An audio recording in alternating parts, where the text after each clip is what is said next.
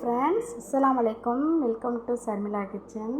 இப்போ என்ன பண்ண போகிறேன்னா, நான் இறால் பிரியாணி போட போகிறேன்.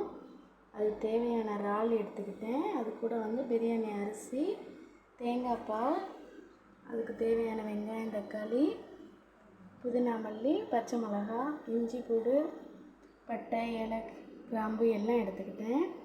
அது கூட ஒரு எலுமிச்சம்பழம் புழிஞ்சி எடுத்துருக்கிறேன். அது கூட ஈக்கிள் மசாலா ஒரு பாக்கெட் எடுத்துருக்கிறேன். ஃபஸ்ட்டு தேங்காய் எண்ணெய் ஊற்றிக்கிடுவோம். தேங்காய் எண்ணெய் கூடயே நெய்யையும் ஊற்றிக்கிங்க.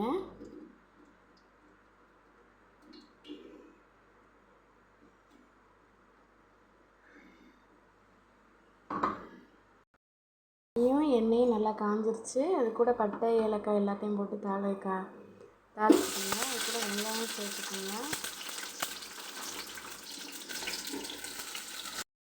வெங்காயம் நல்லா வெந்துருச்சு. அது கூட நீங்கள் இஞ்சி போட்டு சேர்த்துக்கோங்க.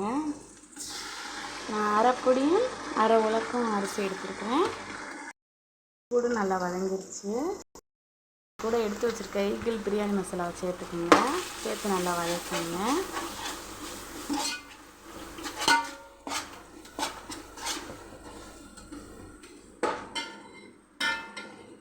வதக்கிட்டு அது கூட தக்காளியும் சேர்த்துக்கோங்க. கூடவே நான் தயிரையும் சேர்த்துக்கிட்டேன். தயிர் சின்ன பாக்கெட்டில் 2 தான் எடுத்துருக்கேன். தக்காளி 4, வெங்காயம் ஒரு 6 தேவை. தக்காளி ஒரு 6, வெங்காயம் ஒரு 4 கட் பண்ணி எடுத்துக்கோங்க.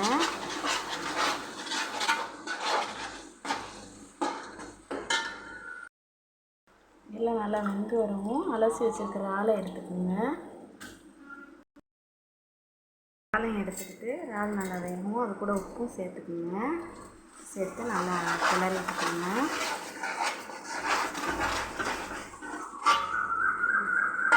அது கூட எடுத்து வச்சுருக்கிற தேங்காய் பாலை அளந்து ஊற்றிக்கிங்க. 1 உலக்கு அரிசிக்கு 1.5 உலக்கு தண்ணி வைங்க. அவ்வளோதான் ஃப்ரெண்ட்ஸ். அது கூடயே நான் தண்ணி அளந்து ஊற்றிட்டேன். அது கூடயே எலுமிச்சம்பழ சாறையும் நான் எடுத்துக்கிட்டேன்.